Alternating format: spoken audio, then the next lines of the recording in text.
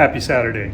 Today we'll do a walk around of the Suzuki Intruder 1400 that we're finishing up. It's going pretty well, but as with anything, what can go wrong will go wrong. Let's get started. Alright, so we'll start with a general overview of the bike. You can see already that the rear of the bike, we chopped it off. That's the big thing, and then we eliminated the rear fender. The only thing that we kept was the front fender. That's it from the bike. You know, the wheels and the front fender are pretty much it. The original exhaust is gone. There's a straight exhaust put on the motorcycle, and of course we wrapped that. The chop on the rear was pretty simple. We chose to eliminate everything from the shock mounts back. Then we welded in a hoop so that we could put a rear splash pan in, which is welded to the back all the way down to the bottom of the frame.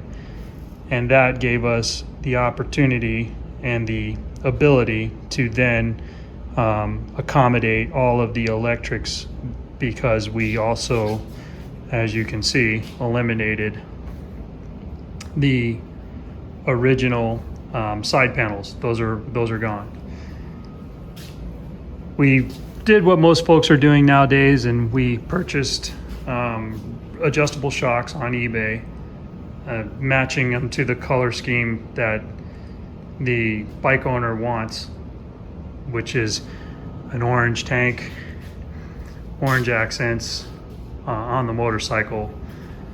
So that was pretty accommodating because he's a bigger person, much adjustability in these shocks, which allows the bike to compress or not, and avoids slamming down on the rear fender.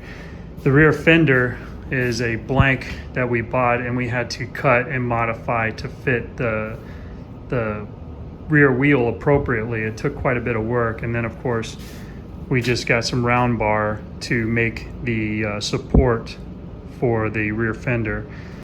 Now, the electrics were a little bit tough to do. They required quite a bit of extra thinking. The reason for that is whenever you eliminate the original side panels on a motorcycle, usually those side panels create accommodations for your electrics.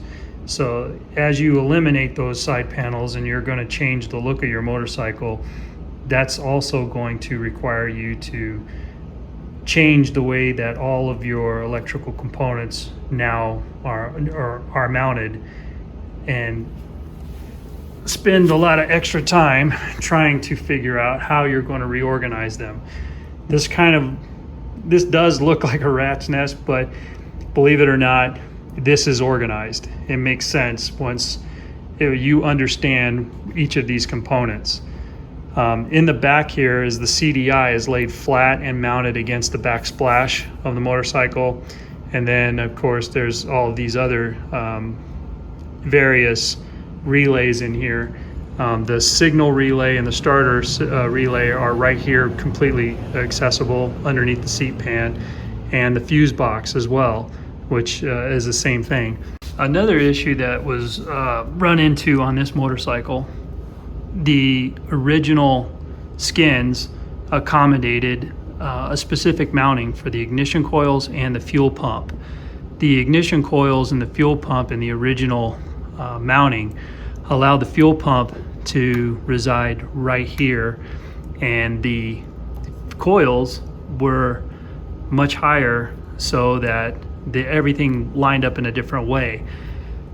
Because we wanted to go with flat skins to give the bike a much more sleek look, we had to create these L brackets for the coils to allow them to tuck in to the motorcycle.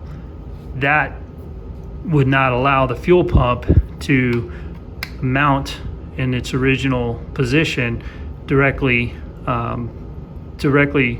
in line with the frame, because then it would be running against the ignition coils in their new mounted position. So what we had to do was get a piece of angle iron and create a new bracket for the fuel pump to change its position where it was originally mounted and tuck it deeper into the frame of the motorcycle.